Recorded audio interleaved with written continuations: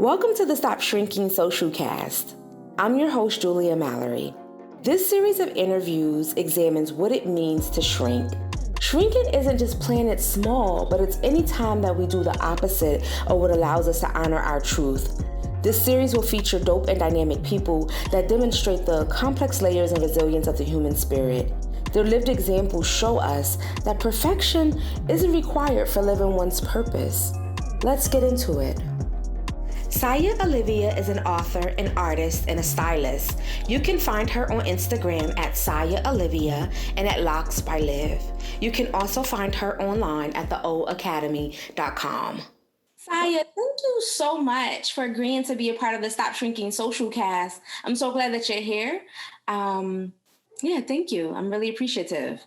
Thank you for having me. I'm so excited to be here. So let's just get right into it. Tell me one way that you used to shrink. So, I think something really interesting people don't know about me, but I'm the youngest of 9 children. Okay. So my daddy, he was out here in these streets. Okay. And I have many, many half brothers and sisters. And my mom had 4 kids to my dad. So out of everyone, I am the youngest. And me and my sister that came right before me, we're only like a year apart. And then my next sibling is 3 years difference from me. So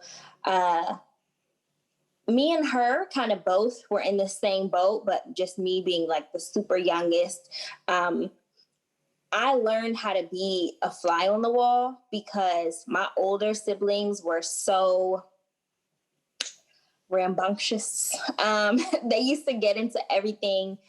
They really showed me what not to do, what to do, what you can do in front of the parents, behind the parents' back, all the things. Like they did everything so much that I kind of just observed it. And whenever I would see them do something wrong, it's like, oh, I don't want to do that. So let me not do anything. And I really noticed in my adult life that I developed this agreement with myself to be like, it's okay. If everybody else got what they need, I'll figure it out. That was really I would watch my older brothers, that they want the new sneakers because they're boys, the whole competition thing and look and fly. And, my sisters weren't super, super girly. They didn't need a whole bunch of things, but they're just older. So they would express their needs. And when it came down to me, there's no money left. The parents is stressed, running around, so I just learned to not bug them. Mm-hmm. And I learned to not ask for what I wanted. And I even learned how to not want things so that I wouldn't get let down. So I would just super shrink when it comes to, I guess in a lot of ways it's honoring myself and what I need. And I would just put my needs and just my simplest desires as a child on the back burner. And it really wasn't, I didn't have a negative experience growing up doing that. It was more out of a space of gratitude. I watched my mom work 3 jobs with 4 kids, being a single mom, and I'm like, who am I to ask her, to beg her, to demand her to buy me some new Air Force Ones, to be like everybody else. I just completely was like, my mom does enough. She has enough on her plate. My brothers are crazy, so they stress her out. And I was like, I'm not going to add to that. So I didn't realize it until I was an adult. But that is a form of shrinking that we call maybe selflessness, but it's really you're dismissing yourself for other people, and that's not cool. So that is something gotta unlearn. Okay. Mm-hmm. Oh, listen. So It's so funny because some of the work that I've been doing with people, we definitely talk about how do we ask for help? Right? Why is it so hard for us to ask for help, especially for Black women, Black feminine presenting folks? Why is it so hard for us to ask for help? And so one day I had an epiphany and I was like, oh, I wonder if our inability to ask for help is also rooted in our childhood. some sort of way, whether it was modeled for us or we kind of did what you just described. And I want to say it blew my mind, but I already suspected it. But a lot of people that came on the post, they said exactly what you said. No, it wasn't that my mama didn't love me or my daddy didn't care for me. It was that I already saw them doing so much. So I already kind of learned to not even be able to express or articulate my needs. Not that my parents were horrible people sometimes. Like some of that was like, oh no, it wasn't like malicious, but we were in spaces where we felt like we had to operate highly independent. And so we then turned that into a, kind of like that positive spin that we do. Like when we were in environments where we should have been interdependent, we learned independence, and that is a standover, AKA sometimes a trauma response. So listen, I know what you just said. So many girl. So many people are going to be like, oh my God, that's me. That's me. And so again, not that it's always a bad thing. Right. But we carry that behavior, right, with us. And so then when we should be in situations where we should be expecting reciprocity, where we literally should be able to ask and require the things that we need, we're like, oh no, I'll figure it out. This person got this going on, or there's no space for me, or there's all these things. You just... What a way to start, right? I'm sure so many people's childhood experiences are just the way that we rationalized it. So yes, and I just want to add, like I said, that kind of self-dismissal, I think you don't really realize until you're older, and things are real. Like real life is happening, and especially people who feel like they're ambitious or they're trying really hard to be a successful adult or parent or, in business or whatever, it's like you're super hard on yourself and you have a lot of internal conversations and you do begin to rationalize, well, I don't need this, or I'll just figure this out and all that. And one day my friend stopped me. It's crazy. This is where it began unfolding. We were at the mall and she was like, yeah, I'm going to go get a new pair of Vans. And I'm like, I always wanted some Vans. Mind you, this is like 2 years ago. I've never owned a pair of Vans prior. I think my mom may have bought me one pair of little slide-ins like in middle school. So I don't know, but never bought a pair of Vans. And I love their cool shoes. So I was like, yeah, whatever, let's go to the mall. And we're in there and I'm like, oh, these are really nice. And she's like, why don't you buy yourself a pair? I'm like, well, I don't really buy myself sneakers because sneakers are just way more expensive. Like I'll get those little shoes from Forever 21. They'd be like $12.99 or something like that. And she was like, girl, they're just Vans. Just buy the Vans. They were probably $69. And I was in the store for 20 minutes going back and forth with myself. Should I buy myself? I had the money. I had some savings, but I was really I don't need these. This is vanity. I don't need this stuff. And she was like, girl, they are just Vans. Buy the Vans. So she had to convince me to buy these Vans. I bought them. And then we're having conversations. And I was like, I realized all the way down to middle school when what you wore kind of started to matter, how you looked. And I was like, I realized my mom, she did foster care for many, many years. She's had over 40 foster kids. And it's been my whole life kind of growing up. She's had different kids. And again, watching her taking care of everything, I didn't want to be a burden. It was so deep. All my friends had every single Bath and Body Works perfume, the lotion, the body butter, the shower gel, all that stuff. I never got any of that. I never asked for a new pair of shoes at the beginning of the school year. I never begged my mom, take me clothes shopping so that I can look XYZ, get some little baby fat, some little gas. I never, if I got it, I was super grateful, but I never even took that character. So when it came to me being an adult woman, things like buying perfume for myself and nice, that thick, good lotion, make sure you moisturize and stuff. I'm like, no, I can go buy this little Suave, okay, and be okay. And it's just all these things, I had to just unlearn, like, it's okay to like splurge on yourself and not even splurge, because it's not, little $7.99 lotion, that's not splurging. And like, it really took me sitting with myself like, girl, you deserve it. Like, you deserve it. You work hard, you can do it. So that's just a whole process, Yes. I think the healing, the learning, the unlearning is definitely a process, because sometimes we just got to get the insight, right? And once we get the insight, we got to process it and then be like, okay, what container do I put this in? And I think I love how your story emphasizes that while you definitely were raised with the spirit of gratitude, which is an amazing and beautiful thing, it's okay to also be like, I can be grateful and still have desire. I can be grateful and still enjoy some goodness in life. Like, there's nothing wrong.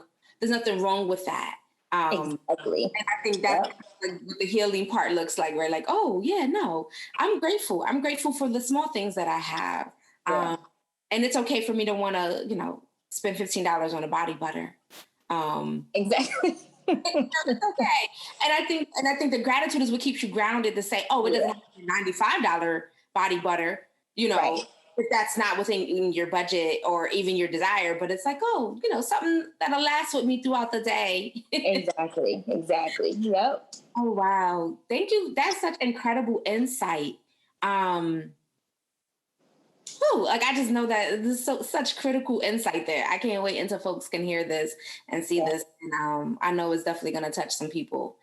So tell me Saya's work in progress. Like, tell me your area where you're like, you know what, I'm still figuring this out. I'm still working to not to shrink in this area. Tell us a little bit about that. Yep. I got that one locked up. Right now in this season, I am learning how to stop being okay with things that I'm not really okay with. That is like plastered on my wall. It's in my phone. It's like, I try to say it multiple times a day.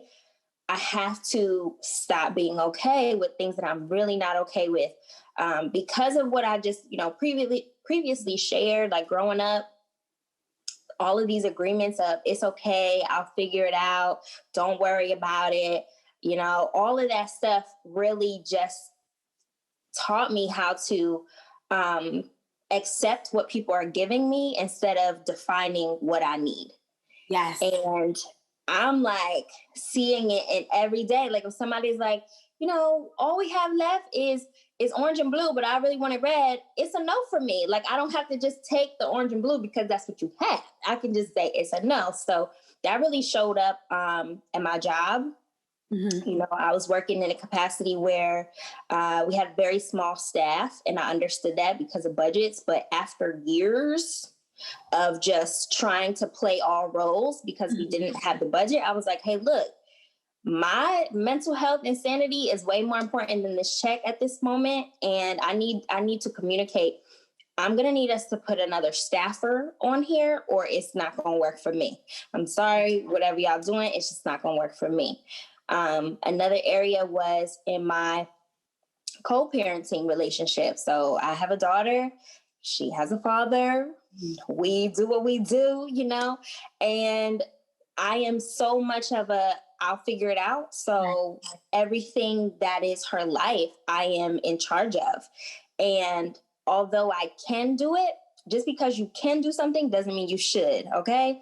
So I can get her to school. I can make sure she has new clothes. I can, provide for her needs. I'm financially, I'm good, but I'm not okay with it though. I'm not okay being the sole responsible person for her, and I need to share some of that weight. So I had to, put on my big girl drawers and communicate and put my foot down, because I don't like confrontation. I don't like giving someone the opportunity to disappoint me. That's a big one for me. But I understood, and I'm a very spiritual person, and my download is, it is going to be my responsibility to push her dad into becoming the person that I need. And now I might have to say it 50 times, but I'm like, hey, remember on Fridays, it's your turn. Okay. And, you know, I normally would just be like, I'm not dealing with it. I'm not talking about it. I'll figure it out. I'm gonna work it out. But no, you know, I'm learning how to just say no and really just speak up and advocate for what I need and stop being okay. Okay. Listen, I think so many of us can relate to that. Especially when you kind of have a keep it moving type of spirit, right? Yes. And then I know, like, I've had to go through this myself. Like, sometimes you keep it moving, but sometimes we need to slow down and confront those things, right? And confront just means literally to put it out front, right? Yeah. We need to take it from outside of ourselves and put it out front so other people know what we're thinking and what we're feeling. Because we also have to, like, we got to train folks how to deal with us. And if we're never the opportunity to show up for us, they're not going to have the capacity to do so when we really need them. So I think I got about a couple years ago, I got to a place where I was like, okay, I might be uncomfortable about addressing this thing, but other folks ain't uncomfortable. I'm tired of being the only one uncomfortable. Okay. So even if I solve it, I'm not going to be the only one walking around uncomfortable. Exactly. When I got to that place, I was like, oh yeah, let's do this. Because you know, you walking around not okay, but acting like you okay, like you said, making it okay. It's not okay. So let's just do this. And I think I like what you said about just because you can do it doesn't mean you should do it. Yep. So many of us have to learn that. Yep. Oh, goodness, so many of us have to learn that and embrace it. Just because you can doesn't mean you should. Yep. And even I think about our time, like how much of our time is tied up into doing things that we can, but we shouldn't be doing. I remember taking on, you know, you take on a lot of little things because you're like, oh, it's just a little thing. Then I realized I had a whole bucket full of little things. Okay. Plate full of little things. Yeah. Right? Plate full of bite-sized things. Yep. Yep. No. And sometimes that plate is heavier. Yes. It's like, oh my gosh, I didn't even realize. You just look up and be like, yo, what the heck am I doing? Carrying all this stuff. Nope. And it's even the emotion, it's even like sometimes even psychologically heavier because it's a bunch of little things that you didn't really want to do. So now you really just find the effort and the energy and the motivation to fulfill those commitments because there's a bunch of stuff that you didn't even want to be involved in. Yes, I love this analogy. I heard one time, you know, would you rather carry a really heavy TV, probably like a 50-inch, you know, you got to put your arms around it or something, or would you rather carry the groceries, all the groceries at one time? And I'm talking about you got your fruit, you got bread, you got eggs, you got something in a glass bottle, you know what I'm saying? And you have it in both hands and you're swaying back and forth and you have to make sure the glass don't break and the eggs ain't on the cans and the bread ain't getting smushed and all these things as you're walking and you're always kind of like this. Whereas the TV, it's like, I got one hand here, and I'm going to move it. You know, it's a psychological thing. It's a balancing thing. And it's we don't realize how many little different things require a different part of ourselves to show up. And that's why sometimes that plate is way heavier. Yes. Oh my goodness. I'm a visual person.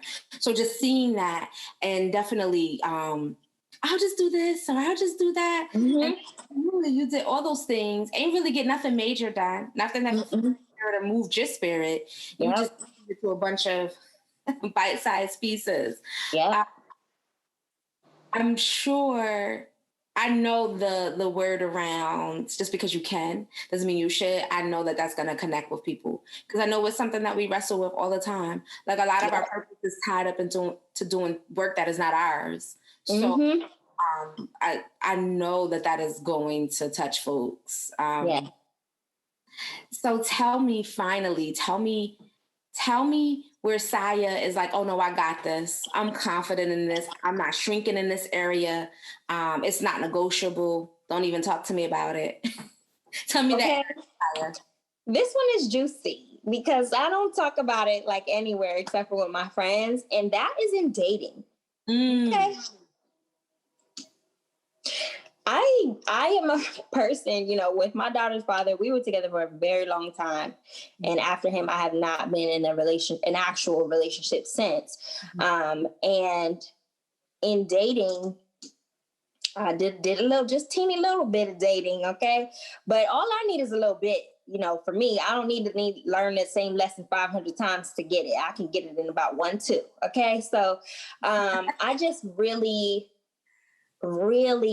first of all, I spent a whole lot of time alone. So like after my relationship, I was alone. I ain't have no numbers. I ain't had no little things on the side, nothing. And when I did start dating again, I was very nervous because I'm like, I didn't have to date. I was with my daughter's father out of high school. I didn't have to learn the protocols. Okay. But dipping my toe in it and all of that, I just realized, I have to honor myself and my truth at all times. And if something's not sitting right with me, I do not have to give you grace in dating. I do not have to extend grace. Oh, maybe you didn't mean it that way. Oh, you're gonna just communicate. Hey, when you said this is how it made me feel, or this is how I took it. Is that what you meant? Oh, because I just need to know, because if that's what you meant, it's not for me. So, just really not being timid in what I need, not being timid in what I don't like, give people the opportunity to like learn you, so like if they do something certain kind of way, say, hey, when you do this is how it makes me feel. This is what I prefer or like. And that's just my truth. If that's not for you, cool. You're not bad. I'm not bad. We not bad. We're just not for each other. And I will no longer stay in a situation longer than the moment that I know this person ain't for me. Because I'm bored or lonely or just want some affection, because it's very real. Those are very real factors. Okay, ladies. Yes. And fellas. But no, I'm not staying 1 minute longer than I need to, because that's just not honoring me, and I'm not doing that no more. Listen, I had another guest who definitely, or maybe even a couple guests who have mentioned that they're not shrinking anymore in the dating and romantic area. Listen, so much of our life can be tied up in our love pursuits. And so that is incredible. And I like also how you say, hey, it's also on me to communicate too. Right. Yeah. Sometimes we get into the habit of just thinking people are supposed to just know, or and I like how you also say, I don't have to have the grace, because I also don't have to play detective. Like I literally can just say, what does this mean? I don't, that doesn't work for me, or let's qualify the thing. Let's understand what's happening before we send ourselves into a tailspin trying to be a detective. We didn't talk to everybody else about it instead of the person that we're actually kicking it with. No, I love that. So listen, y'all heard Simon. Decide what your non-negotiables are. It's okay. Yes. It doesn't make you a bad person. Maybe it doesn't even make the other person a bad person. But like you said, we may just not be good together. No, I love that. I love that. And I love that for the folks that are listening, that can resonate with that message. And we get it, being single is not, you might have your moments of loneliness. Not cute. It's not fun. It's not always fun for everybody. So, and that's okay too, because I think sometimes we're always trying to act like it's not a big deal. And it's like, no, there was nothing wrong with, wanting affection and all of that. I think most of us are typically, communal people, and we like to be around other people, and we like to, be in situations or relationships or whatever. There's nothing wrong with that. Right. But not at the expense of ourselves. Right. Like, I think that's the thing. We got to like do all these other things to be in situations with people. Yep. And listen, and you literally don't have to. You just don't, y'all. You don't. Well, I'm glad you didn't have to learn that lesson like 9,000 times, like some of us. Yeah, that's a hard lesson to learn, but I can't do it. Great. So is there anything that you might wanted to say or want to share with folks that you didn't get a chance to before we get out of here? Yeah, for sure. If any of these little nuggets resonate with you, please, let myself know, let Julia know, because I'm a person that is like, I am so in my bubble. Always. And just like anybody else, I have my hard days and I have my hard times, and I feel like giving up, or I feel like what I have to say doesn't matter, or people aren't interested, and all of that stuff. And I'm a very big person on giving people their flowers. And I want to lead as an example, but I also want to take a moment to impart that to people. It's so crazy. Today, I was working this morning, very early this morning, and we were having a meeting debrief at like 8 o'clock this morning. And I'm working with a very new team of people that I've only known for maybe like a month or so. And we were getting ready to leave. And I was like, okay, thank you. See you. Bye. And I was about to say, love you. And that's my people in my bubble, like I love you all day. Like I love you, just random text, I love you, whatever. So I said, oh my gosh, to the guy. I was about to say I love you. And I was like, I know you don't know me like that, but like that's just how I am. Like, and if I have love for you, if I've extended myself, like I love you. I love how you carry yourself. I love what you're about. And that's all that I'm saying when I say it. And sometimes people just need that. They just need to be affirmed in what they're doing or what they're saying. You just never know what they're going through. So if you have a moment and you're like, girl, you rocking this, bro. Okay, this lipstick is popping. Every time Julia come on Facebook, she be having a popping little lip. And I'm like, I wish I could wear those and I can't. Let people know, let people know what they're doing for your day, for your life. And that's just really something that I believe in, something that I try to do on a daily basis. And I would love that if you can do that from this experience. Right. We got to pour into each other. There's nothing wrong with, and I think it should be a cycle. Like that's how it works. Like we lift each other up continuously, because sometimes, even the go-tos get tired. So it's all good to continue to lift each other up. Folks pour out, but then we need folks pouring into us as well. Should definitely continuously a continuous cycle. And thank you for naming that. Thank you for not even being afraid to ask for that, because I think sometimes people are afraid to be like, oh, I don't need nobody to, and it's like, I get it, right? You should encourage yourself and believe in yourself and all of that. Ain't nothing wrong with that. But at the same time, like, what's more realistic? That we want to know that the work that we put out in the world matters. Yeah. And it's nothing wrong with that. This has been an absolute pleasure, Saya. I'm so grateful to being able to connect with you today. Folks will, in the comments and all of that, they'll be able to find where to connect with you. And so I can't wait until more people can connect with the work that you're doing. So thank you again for doing this. And thank you for having me. Oh, absolutely. I look forward to connecting with you in the near future. All righty. Bye, y'all.